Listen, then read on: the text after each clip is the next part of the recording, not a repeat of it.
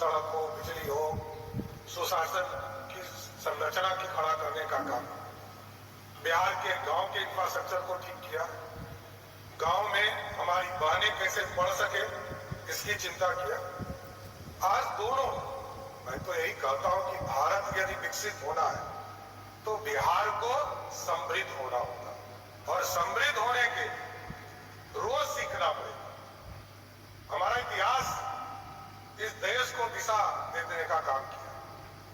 हम पाटलिपुत्रा में जरूर है, लेकिन ये मगध था, मगध की राजधानी पाटलिपुत्रा थी, जिसने इस देश को स्वर्णिम काल दिया। देश 200 वर्षों तक इसी पटना के पाटलिपुत्रा से लोगों ने चलाने का काम किया। और आज जब भी इतिहास के पन्ने में आप पढ़ते हैं तो आपको यही पता चलता है इस देश को स्वर्णिम काल किसी ने दिया, इसी बिहार की धरती ने देने का काम किया। और जब जब इतिहास में,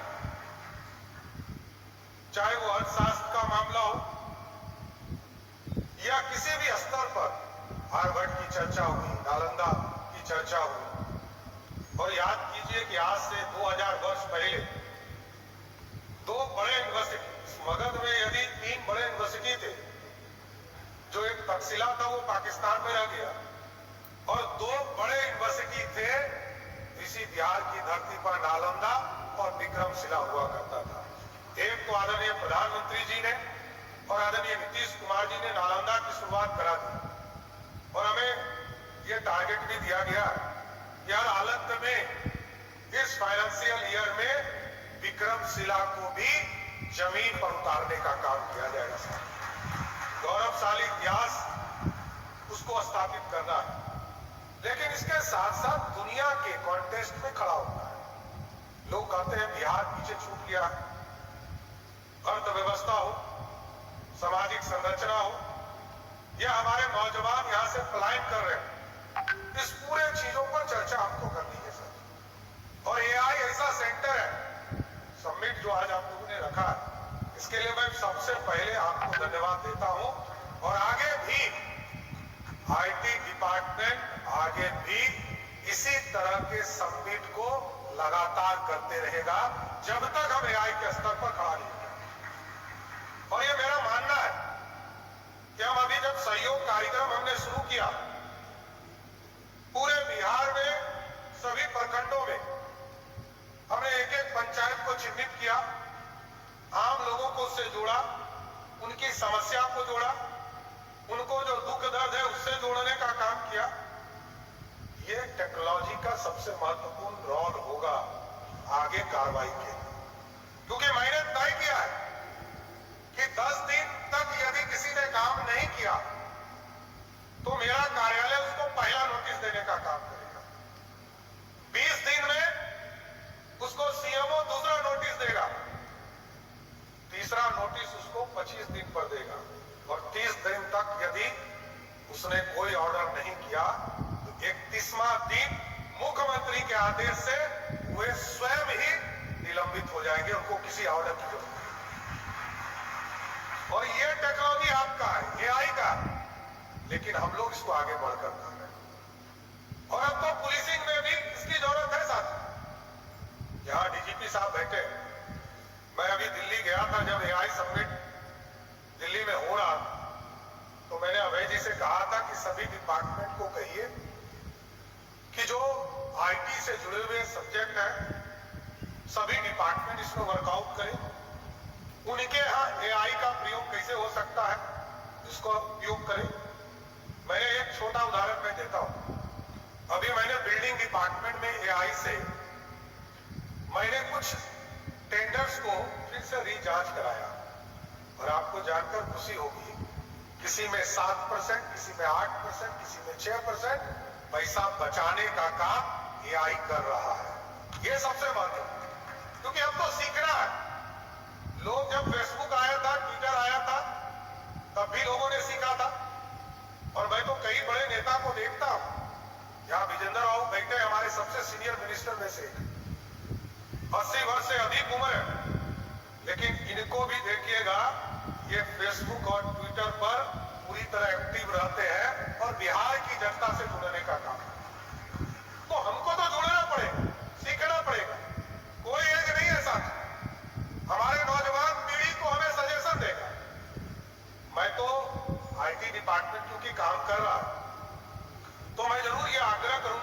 सहयोग पोर्टल पर एक स्पेस बनाई, जो आप अभी आमंत्रण दे रहे थे नीतीश जी आप सबको कि आप बिहार में आकर सुझाव आने की बात तो मैं करूंगा ही। बिहार अब लौट कर आने का समय आ गया, लेकिन जो जहां है कर्म भूमि से इस जन्म भूमि के निर्माण में अपना योगदान दीजिए, यह जरूर मैं चाहता हूं।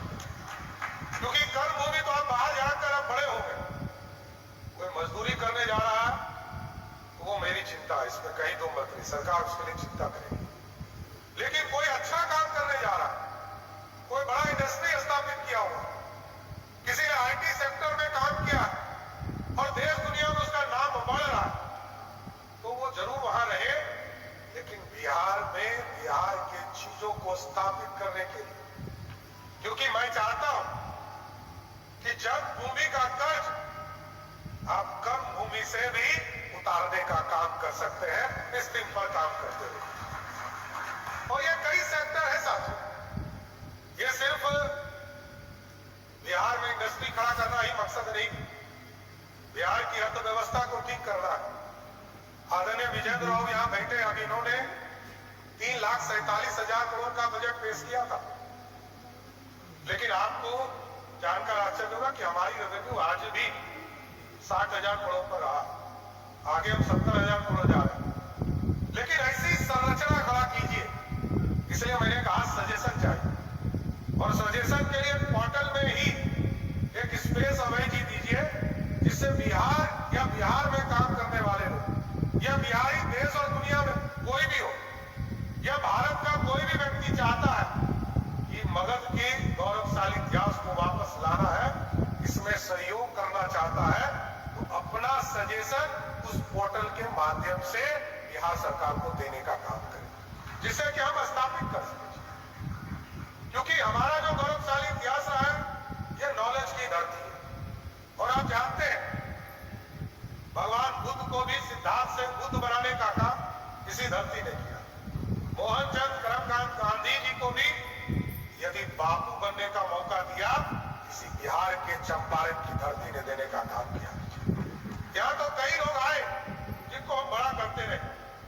जौहर साहब यहाँ आए, यहाँ पर शरद यादव जी बाहर से आए, यहाँ पर लोहिया जी आए, कपूरी जी हमारे विरासत को आगे बढ़ाते रहे, नीतीश कुमार जी ने बिहार की समृद्धि का रास्ता खोला।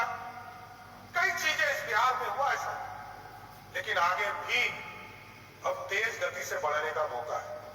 नीतीश जी ने ईपीसी मोड को खड़ा किया। ईपीसी मोड मतलब सरकार स्पॉन्सर से हम गवर्नमेंट को चलाते थे, बेसिक नीड को पहुंचाते थे।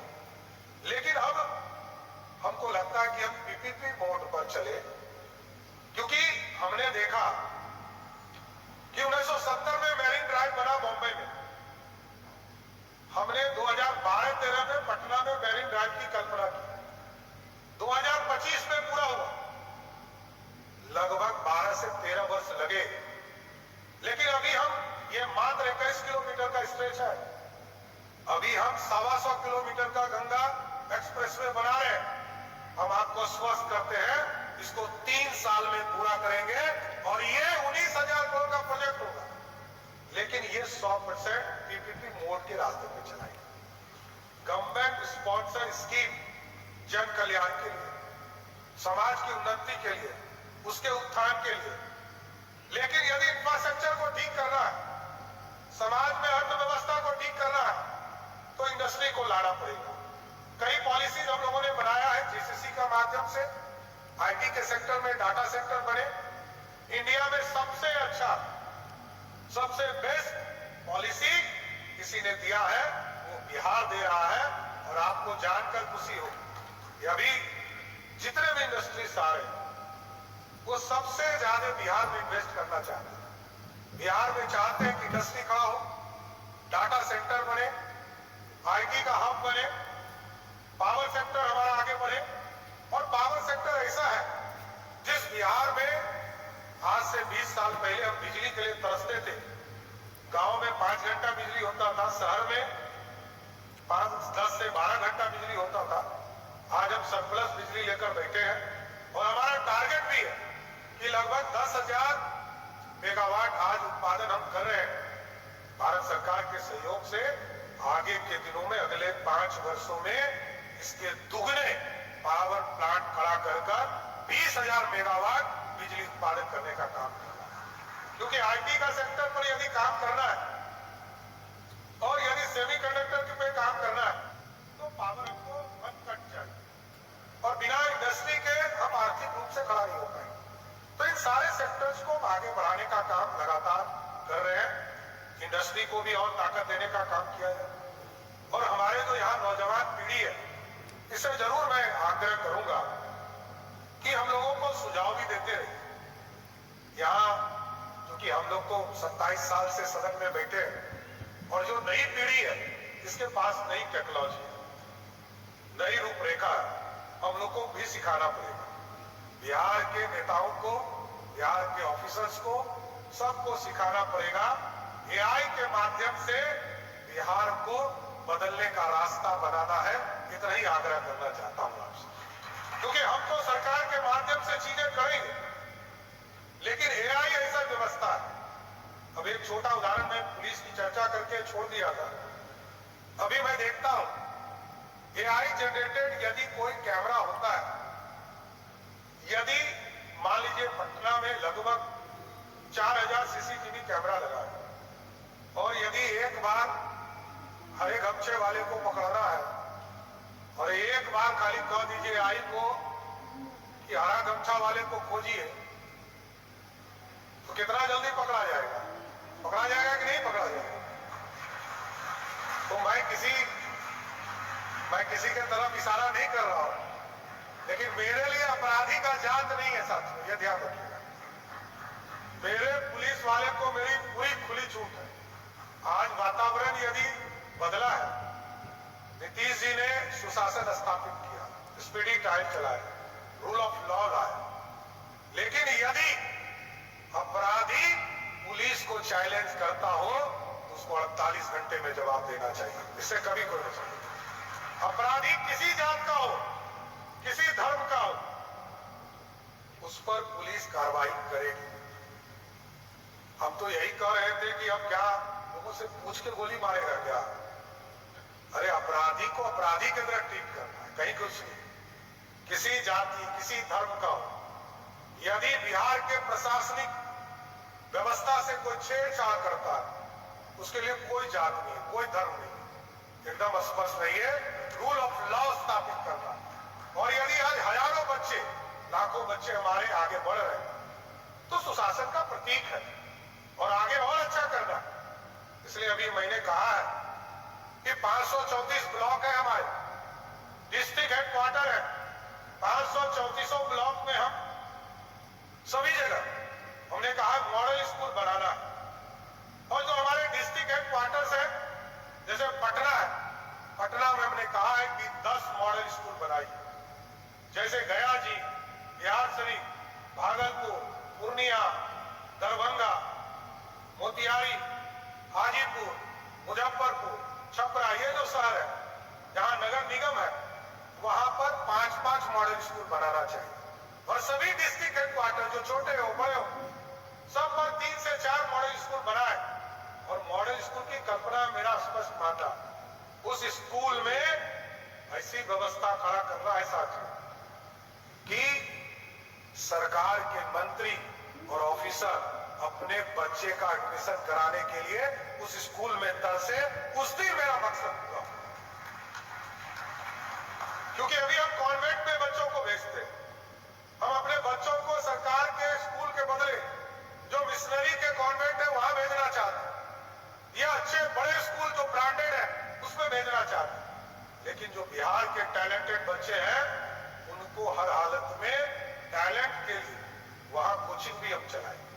नीट की तैयारी हो, इसलिए आज मैंने कहा कि नीट के बच्चों को आज मैंने व्यवस्था खड़ा करने के लिए कहा कि पूरा प्रशासन लगकर जब 21 तारीख को जब फिर से परीक्षा होगा तो सरकार की जो पूरी व्यवस्था है उनके साथ खड़ी होगी और जितने भी हमारे सरकारी बसेस हैं उनके लिए फ्री फ्री करने का काम बिहार की सरकार करेगा, इसलिए कि हमारे बच्चों को दिक्कत नहीं हो, हम उनके कल्याण के लिए बैठे, हमारे सामाजिक न्याय का यह समाज के उत्थान तभी हो पाएंगे जब हमारे बच्चे आगे बढ़े। इसलिए साथियों, आगे कई काम करने हैं, चाहे वो डिग्री कॉलेज हमको खोलना है 1 जुलाई में, पूरे प्रदेश में जिस भी ब्लॉक में डिग्री कॉलेज नहीं है 211 प्रखंडों को हम लोगों ने तय किया है, वहां हम डिग्री कॉलेज खोलेंगे। लेकिन मैं देख रहा था एक रिपोर्ट में,